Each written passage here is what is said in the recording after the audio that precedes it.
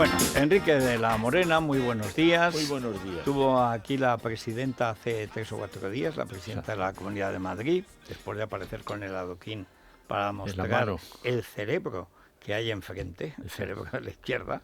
Pena que se lo tirase. Pero además advertimos, pues viene Medellín Escudero, pues dice, pues os tiene que contar muchas cosas, porque aparte de los planes generales de la Comunidad de Madrid para sacarnos de este agujero terrible en el que vamos a entrar este año, un agujero económico y social terrorífico, también de salud, pero hay que atender al virus, hay que atender a ver cómo está evolucionando. Exacto. Y aquí viene pues nuestro consejero de Sanidad, que es Enrique Ruiz Escudero.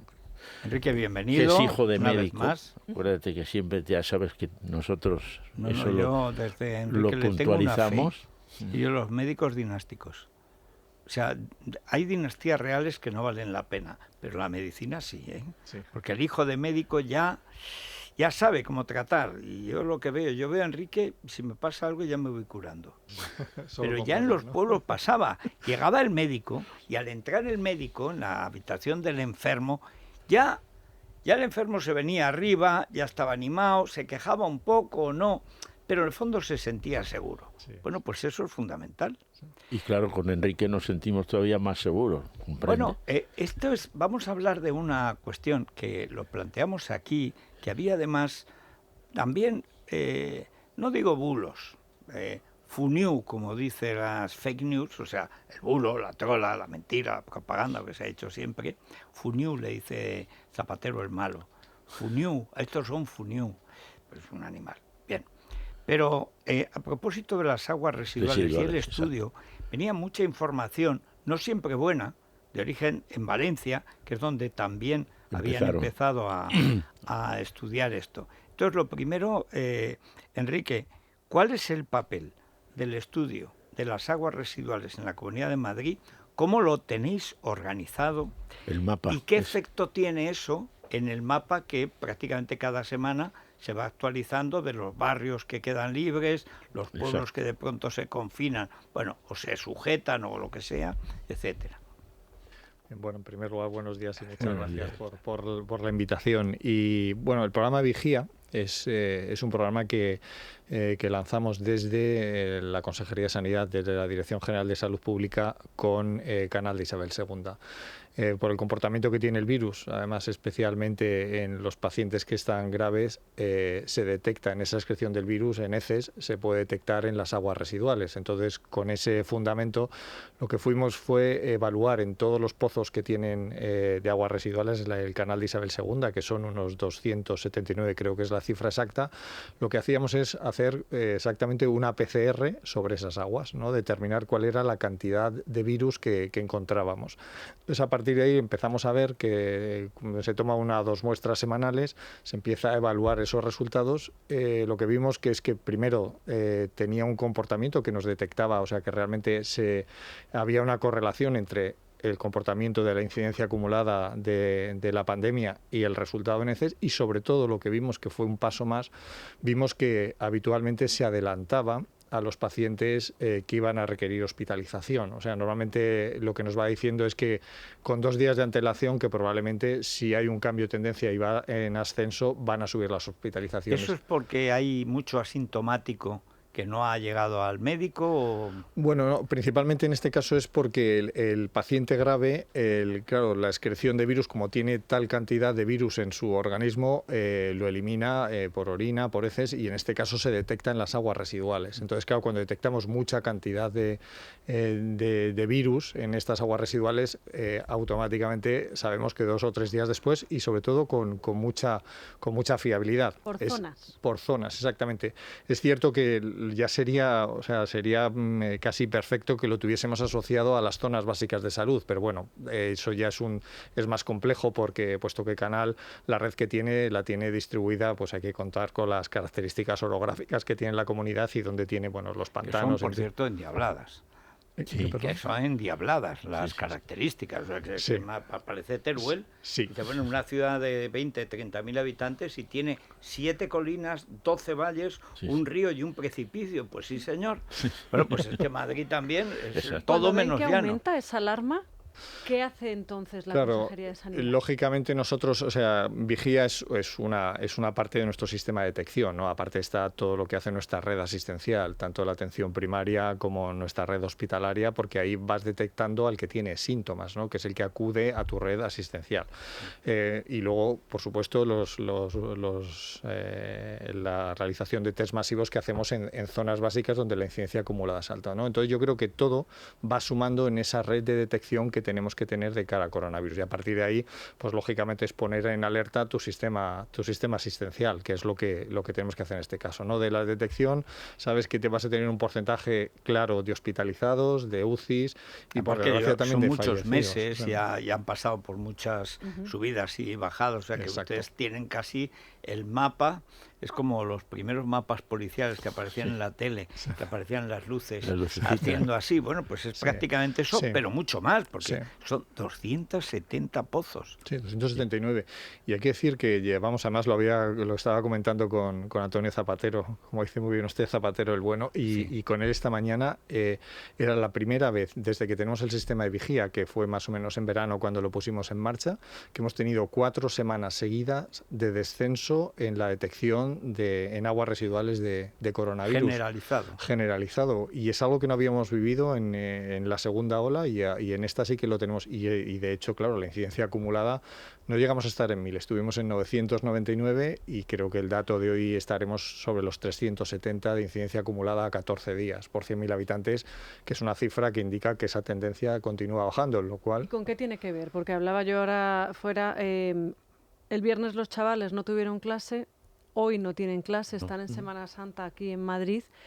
¿Qué tenemos que esperar? Que a lo mejor en 10, 12 días otra vez tengamos repunte de casos, porque cuando vino don Antonio Zapatero hace 3 semanas nos contó que la población más afectada, además lo decía con sorpresa, eran las chavalas entre 14 y 29 años. ¿En qué cifras Pero estamos? eso es un cambio radical con respecto a los estudios que se tenían y la idea general, desde luego en la primera ola, que era sobre todo gente mayor, a partir de 65, 70, digamos hasta lo que fuera, es que es un cambio y también demuestra que hay un problema de costumbres. Es decir, que la gente mayor se ha acostumbrado a cuidarse, los más graves han muerto, los mayores de residencia se han pero vacunado. Los que están delicados han aprendido a cuidarse y en cambio los jóvenes han entrado en un proceso de estupidización suicida, ¿no? Sí, de hecho la incidencia acumulada, creo que el dato del fin de semana en el grupo de 14 a 29 años estaba casi en 700 casos, o sea, prácticamente al doble de lo que está en el resto de la Comunidad de Madrid, con lo cual es que no ha habido manera, hemos hecho campañas de concienciación, se va haciendo los test en universidades, se hace que los entornos sean lo más seguros, el colegio, las universidades, pero claro, luego tenemos el dato contrapuesto, que es que hemos tenido, llevan ya desde enero 3.000 fiestas ilegales, o sea, donde la Policía Municipal ha puesto... ¿Y qué represión hay para eso? Ninguna. Bueno, la represión es, hay sanciones creo que son entre 60 y 6.000 euros, dependiendo de la gravedad que considere, en este caso cuando son pillados infraganti en esas fiestas por o no utilizar mascarilla o no tener distancia, luego también por estar fuera del toque de queda. No son claro. Ha de saber usted, porque me lo ha contado antes Rosana, que es que ahora ya te ponen en la ventanilla del coche anuncios de fiestas ilegales. ¿Ah, sí? En la ventanilla del coche.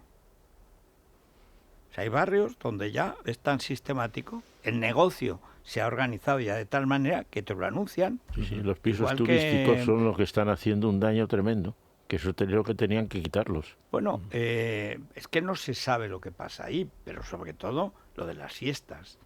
Esos no son pisos, esos son hangares, esos son tal. Bueno, yo lo que no entiendo es que no haya represión. O sea, porque ¿para qué está la Policía Nacional? Y esto no es un delito contra la salud pública, pero un delito gravísimo, que pone en peligro a todas las familias. Pero que depende del gobierno. Claro, eso es delegación del gobierno. Policía, Solo funcionó bien la delegación del gobierno cuando tuvimos aquel estado de alarma infame en el puente del Pilar, que fue la única vez que lo hemos comentado antes. Claro, que controlaron cuando se perimetraron Madrid, que iba contra el criterio nuestro, y fue la única vez que vimos que realmente se actuó con contundencia. Lo vemos con las zonas básicas de salud. O sea, si hay colaboración por parte de la policía municipal, funciona, porque es un modelo que va pues allá donde se producen los contagios, asociados a un centro de salud, y vemos cómo se va comportando. Si hay colaboración en cuanto a esa restricción de movilidad en esos puntos concretos, funciona, pero si no hay colaboración, pues por ejemplo con las fiestas, con todo lo que sabemos que puede incrementar esos contagios, entonces es complicado. Es verdad que nosotros, y volviendo a la pregunta, nosotros en el mes de enero, la verdad es que la aceleración que vimos era algo que resultaba casi inexplicable, ¿no? Por la inmunidad natural que tenga la Comunidad de Madrid, vacunas de momento pocas, pero bueno, con el grado de concienciación que tiene, y sin embargo fue una aceleración de contagios que era algo que nos resultaba... Era la cepa británica y no Era la cepa británica, ¿no? Que además nosotros, tengo que decir que en el Consejo Interterritorial nosotros detectamos el primer caso, creo que fue el 9 de diciembre, y lo dijimos en el Consejo Interterritorial, hay que controlar Barajas, una vez más. Bueno, y de hecho se dijo, ni Brasil ni Inglaterra, que no vengan aviones. Exacto. Como si hablar con la pared. Bueno, siempre y luego con 2 meses de retraso, cuando ya la cepa británica prácticamente, no digo que es predominante, pero tenemos algunos municipios que es predominante. O sea que 30% se habla de casos son debidos a la cepa británica. Exacto. Y entonces nosotros en enero fue las fiestas navideñas, que eso tiene un efecto de multiplicación, cada semana, 4 festivos, semana tras semana. Luego Filomena, que también influyó, que pensábamos que iba a cortar las cadenas de transmisión, pero fue al contrario. Como había una transmisión tan potente, lo que hizo fue potenciar el contagio intrafamiliar, porque hemos visto, claro. Y además potenciado por la cepa británica, porque no habíamos visto en ninguna de las olas familias enteras acudiendo a los servicios de urgencia de los hospitales o atención primaria, pero familias enteras, porque antes se podía contagiar 1 o 2 de la familia, pero ahora eran absolutamente todos los miembros de la familia.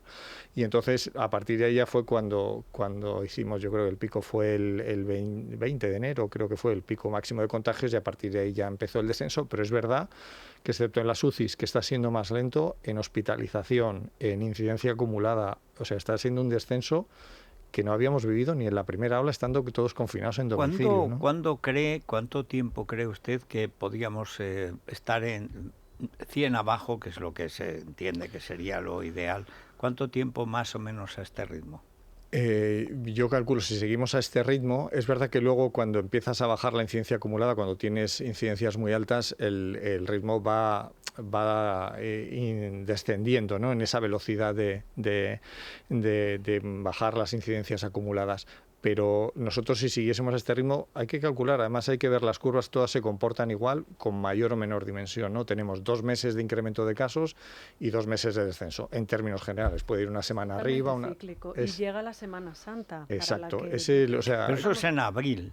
Claro, sí, en abril. De marzo, principio de abril, pero para entonces puede estar ya muy bajo. Pues esperemos que sí. Si seguimos para eso tienen que ocurrir 3 cosas fundamentales. Bueno, que primero que sigamos con la responsabilidad, que es fundamental, ¿no? La mascarilla, las distancias, los sitios cerrados que estén bien organizados, con la ventilación, es un punto importante. Segundo, que sigamos creciendo en vacunación, que eso es importante. Esa es la clave. Lo que la verdad es que la velocidad que llevamos comparado con otros países es muy baja, ¿no? Comparado con Reino Unido o con Israel. La verdad es que la llegada de vacunas, ojalá, nosotros dijimos que veíamos bastante complicados que llegasen el 70% de vacunados antes del verano. Don Enrique, hay 3 cuestiones en las vacunas. Lo primero, la experiencia demuestra que cuando se centraliza, sobre todo en este gobierno de inútiles, cuando no de criminales, ha pasado con la vacuna de la gripe. Es decir, cada vez que el Estado, por un gobierno despótico y estúpido, como el que tenemos, que no es el de Israel, que de todas maneras es un pequeño Estado militarizado, Israel es un cuartel. Sí. Es más fácil. Muy fácil. Vacunar en un cuartel con sí. 3 años además de actividad militar real para ellos y para ellas. Se salvan los ultraortodoxos, que no sé cómo los han echado todavía de ese estado. Pero en fin, porque esos no hacen ni la mili, ni se cuidan, bueno, es un horror. Pero en el caso de España hemos visto que la centralización suponía la incompetencia, la inactividad, y que al final, cuando recurrieron, porque no sabían qué hacer, a las autonomías, en 2-3 semanas las autonomías, especialmente Madrid y Andalucía, empezaron a funcionar y a traer lo que ellos no podían traer. Claro, encargaban a estafadores de Sant Cugat del Vallès, con unos chinos que decían que conocían, que yo creo que eran chinos de todo a 100, que de al lado, serían de, no sé, de Hospitalet. Pero Madrid llegó a traer no sé cuántos, como 60, 100 aviones, y hubo material sanitario, que es por la falta de material sanitario por lo que tanta gente murió, aparte de la confusión que había, etcétera. No podría pedirse, o no sería posible, que se llegara a esta situación, de decir, bueno, déjennos, igual que pasó la otra vez con el material sanitario, déjennos que el material sanitario de vacunación pongamos nosotros, porque además ustedes, aparte de malos, son unos inútiles. Y luego, en Madrid, en buena parte de España, pero en Madrid hay una parte de la sanidad privada que es tan importante como la pública o más.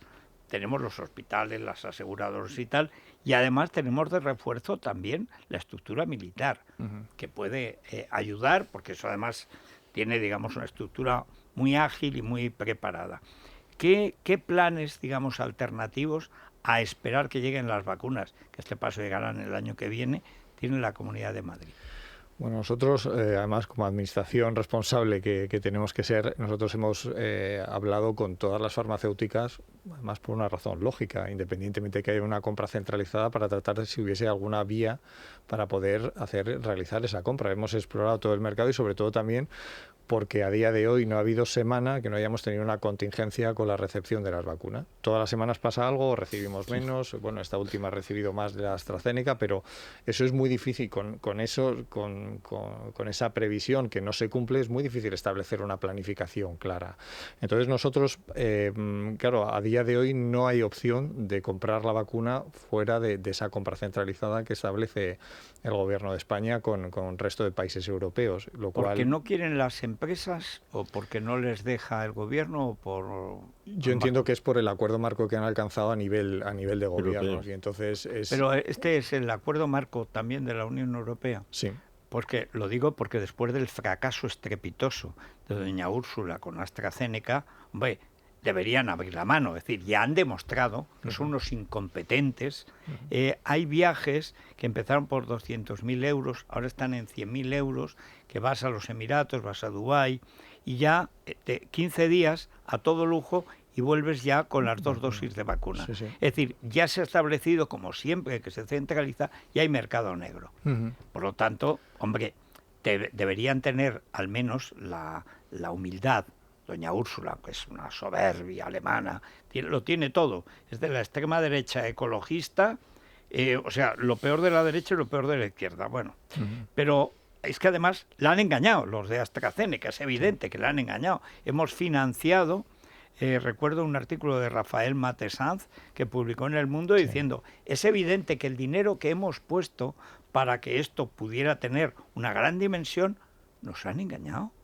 Y hay que admitir que nos han engañado, porque si no, no vamos a salir de esta. Cuando se ha recurrido a la iniciativa privada en todos los ámbitos, dentro de lo privado, digamos lo autonómico, etcétera, la cosa se ha aliviado a gran velocidad.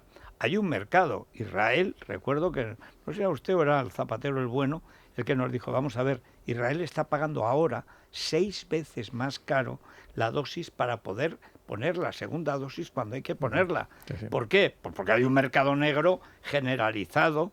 Bueno, ¿qué hay que hacer o qué debería hacer, qué puede hacer la opinión pública para insistir en este sentido? Sobre todo es que pudiésemos comprar las vacunas las comunidades autónomas como podemos hacer con otra serie de vacunas, aunque hay un acuerdo marco por parte del Ministerio, tú luego puedes negociar con las farmacéuticas qué vacuna es la que compras. Además es que hay un hecho que es especialmente sangrante porque la vacuna de Moderna tiene 2 líneas de producción, una en Estados Unidos y otra es aquí en Madrid, que la produce Rovi. y la tenemos aquí en Madrid. Los además, con laboratorios una relación Robbie, excelente los de los con- supositorios Robbie. Sí, famosos, sí, sí, los sí. supositorios Famosos laxantes y supositorios todo Robbie, eso, sí. que son, bueno, en Isabel II ya se los Y ponía Janssen seguramente. trabaja aquí también, si no me equivoco. Y Janssen, sí, tenemos, o sea, tenemos... Pero porque- Moderna, que fue la primera que me Sí. recomendó a mí, el doctor de la Morena, Sí, y yo creo que Moderna. Si no, veremos Johnson & Johnson y tal, dentro de los de una dosis. A mí es la que más me gusta, La de Sí. Janssen, sí. Pero la no de se puede Moderna. elegir, Ah, la de claro. Moderna. la de Moderna. Sí, claro, ahí nosotros... Porque ya claro, empezaron el 15 de enero a trabajar con ella porque tenían la secuencia del virus y ya empezaron el 15 de enero a trabajar con ella.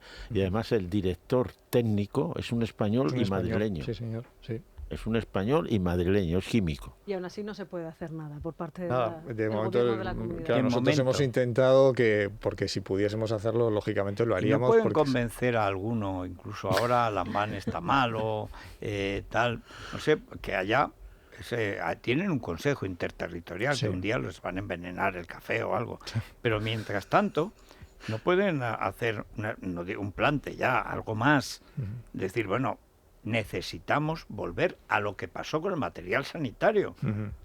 O sea, la anodina Darias, que ha sustituido al Lilla, pues es otra nulidad, no tiene ninguna fuerza en el gobierno. Aun si quisiera, no podría, porque no pinta nada, es que es una Y no figura. sabe.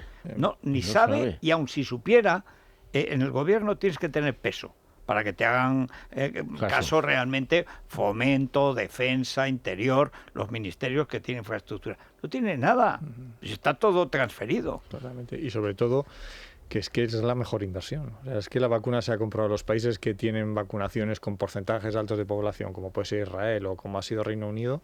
El descenso de contagios es que se produce de una manera más ¿Qué porcentaje de vertiginosa. madrileños hay ahora mismo vacunados y quiénes son los siguientes? Ahora estamos sobre las 400.000 vacunas, dosis administradas, de aproximadamente con dosis completa serán unos 200.000 madrileños.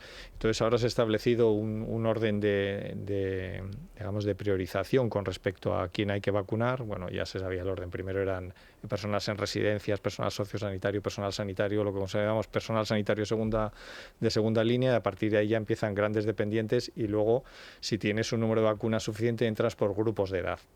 Entonces empezaremos con el grupo de mayores de 80, que empezamos esta semana. Y luego, claro, tenemos ahí el conflicto con la edad, el tope de edad de AstraZeneca. Ahora recibimos más vacunas de AstraZeneca, con lo cual, pero solo podemos vacunar más AstraZeneca, pero solo hasta los mayores de 55 años. Con lo cual hay que tomar decisiones que a lo mejor hay grupos de edad que se van a adelantar a otros grupos que serían más prioritarios, porque, hombre, antes de vacunar a los de 50-55, más lógico sería vacunar a los de 70-80, pero como el Ministerio ha adoptado que no se puede vacunar a los mayores de 55, cuando en otros países, como en Alemania, en Francia o en Reino Unido, sí se está utilizando para mayores de 70. Todo se basa en un estudio pivotal que sacó Lancet con la vacuna de AstraZeneca, que... Claro, lo que realmente decía no es que no se pudiese administrar a mayores de 55, lo que decía que en fase 2 el porcentaje de personas mayores de 55 a 70 concretamente sobre los que se había vacunado era pequeño para establecer conclusiones, pero realmente ya hay experiencia en otros países diciendo que funciona también para O sea, que mayores se en Reino vendió, Unido. que se Claro. vendió que no servía, cuando en realidad lo que no servía era el estudio. Exacto, Eso es, exacto. El exacto. estudio se Pero había Bueno, hecho es que la desinformación es total. es El total. jueves se hace una vacunación aquí en el Wanda Metropolitano, Sí, ¿verdad? A las empezamos, fuerzas de seguridad sí. del Estado, a bomberos. Sí, y luego también vamos a ucerrar, bueno, otros puntos también, como el WISI, Zendal, el hospital. que es, además de paso, pues puede actuar alguien y todo, ¿no? Sí, hacerlo más llamativo, ¿no? Más atractivo para que... Pero es verdad que nosotros tenemos que tener preparado, o sea, en un escenario de pocas vacunas con los grupos de riesgo, claro, si uno recibe vacunas de manera masiva o con muchas dosis, lógicamente tiene que utilizar puntos de vacunación y luego, sobre todo, condiciona mucho el poner la vacuna con la movilidad del que va a ser vacunado. Lógicamente, con los mayores de 80 hay que utilizar una estrategia de vacunación distinta que con los de entre 50 y 60. Dado por ejemplo, que ¿no? ahora los que más pendonean, infectan y se infectan son los jóvenes, a lo mejor la AstraZeneca hay que empezar a poner en ese grupo de riesgo. Pues fue un debate, se planteó, y de hecho creo que hay, no sé si es en Corea, creo que han planteado porque es que el comportamiento es igual en todo el mundo. Igual en todas O sea, partes. El adolescente se cree eterno y le da igual. Así es. Y entonces, claro, la estrategia es decir, ¿qué hacemos? ¿Protegemos a los más vulnerables o protegemos a los que más contagian a esos vulnerables? ¿no? Y ya sé que hay países de Asia que han utilizado, o sea, empezar con los que más se mueven, con los que más se relacionan, con los que menos responsabilidad suelen tener habitualmente con la mascarilla. ¿Usted qué preferiría? Pues yo utilizaría las dos vías. O sea, yo utilizaría hacerlo de manera paralela a vulnerables y mayor número de contagios, los que tengan la tasa de incidencia acumulada más alta. Paralelamente, ¿no? Los más jóvenes que infectan más y los más mayores que son más frágiles. Los más vulnerables, ¿no? Que es lo que ahora, por ejemplo, nosotros ya hemos detectado cómo ha bajado en residencias. Es que ha bajado cerca de un 90% los contagios en la residencia. También porque el personal ahora ya está... Claro, también es verdad que hicimos un estudio de seroprevalencia que hay que decir que es la única comunidad que lo ha hecho con todo el personal sanitario y todos los residentes, y había cifras realmente importantes. Había, o sea, cerca del 57% de nuestros residentes en residencias de la tercera edad tenían anticuerpos y más o menos se comportaban la mitad del personal sanitario. Lo cual, claro, eso te es un milagro que estemos aquí. Totalmente. Cuando entra en una residencia, claro, por el modelo de convivencia que tienen, claro, comparten comedor, en habitaciones están o individuales en dos. Claro, el personal sociosanitario se mueve por todo. Claro, es que son los lugares donde más contagios han producido. ¿Sí? Bueno, pues esto... Yo le querría pedir que nos echara una mano y no se permitiera fumar cuando están en las terrazas, porque el humo del tabaco capta el virus y lo lleva, y entonces hay un olor al tabaco. No se debía fumar en las terrazas que están, bueno, ni andando por la calle. Yo el otro día le llamé la atención a un señor porque no llevaba mascarilla fumando, y se lo dije y casi me pega. Sí. O sea, claro, la transmisión por aerosoles aerosoles es tremenda, ¿no? Tremenda, claro, se sientan en unas y a fumar. Ayer salían fumando, yo decía, bueno, pero tampoco ha habido campañas que lo expliquen, porque los aerosoles se negó durante meses y meses. Bueno, también dijo ella que no había que llevar mascarilla, que era contraproducente. Y luego que las de Madrid eran insolidarias. O sea, es que las cosas que hemos visto aquí. Sí. Bueno, nosotros ahí, y con eso además lo comentaba con el doctor antes de entrar, nosotros es que hemos ido, que no es que, además yo creo que es actuar con lealtad, decir las cosas cuando tienes la certeza científica de que es así, con las mascarillas, con el cierre de barajas, con los test de antígenos. Con la segunda vacuna, con la segunda dosis. Claro, o sea, hemos ido diciendo lo que entendíamos que era lo mejor, pensando en acabar con esta pandemia. Y es que ha sido siempre, o sea, dijésemos lo que dijésemos, siempre el Ministerio estaba en contra, siempre. Luego lo aceptaba, meses después, las farmacias lo pedimos, empezamos a pedirlo en el mes de octubre, a finales de octubre. Y nos han autorizado en el mes de enero con la cantidad de test que podíamos haber hecho, y no solo para los pacientes que cite Salud Pública para hacer el test. O sea, que un madrileño vaya a una farmacia y pueda hacerse la prueba porque tiene que ver a sus padres y tiene la duda si está contagiado o no, tan sencillo como eso. Para saber, tiene derecho, se lo paga a él. Claro, pues eso hemos siempre encontrado en contra del Ministerio. Ha sido una lucha tremenda y está siendo, que todavía nos queda. Bueno, pues muchas gracias, don Enrique y don Enrique. O sea, tiene que seguir viniendo a contarnos cómo va la evolución, sobre todo lo de las vacunas, porque los números que nos da son absolutamente dramáticos. Sí. A este paso, ni el año que viene salimos de pobres. Y que además se va a poder ver por ordenador cómo está tu zona el de las aguas fecales, ¿no? Sí. Exacto, lo vamos a hacer con total transparencia. Para que eso está muy bien. Claro, que tú puedes meterte en el ordenador y decir, a ver, vivo aquí, vamos a ver cómo estoy y tal. Sí. Pues entonces sales menos o te quedas más en casa, ¿no? O sea, que eso es otra cosa que ha conseguido la Consejería de Sanidad. Pues pero fíjate, es que no lo dicen, Bueno, es que son tan educados. Sí. Es que el PP de Madrid es eficaz, pero es tan educado que, en fin... Bueno, pues muchas gracias, don Enrique. Hacemos una pausa, tomamos Ibercor Forte para combatir el colesterol. Lo que voy a compartir es el vídeo en Instagram. No, es que el colesterol es necesario para la vida. Sin colesterol nos cuartearíamos y moriríamos. Ahora, antes del Divecol, lavarse los dientes, que si no llegas a vicepresidente, y hay que ver esa cueva Esta mañana me ha mandado un meme que le salía ya del moño una rata. Sí. Vamos, hombre. ¿Dónde vamos a parar? De Parafarmacia Mundo Natural. Mundo Natural. Es la mañana de Federico.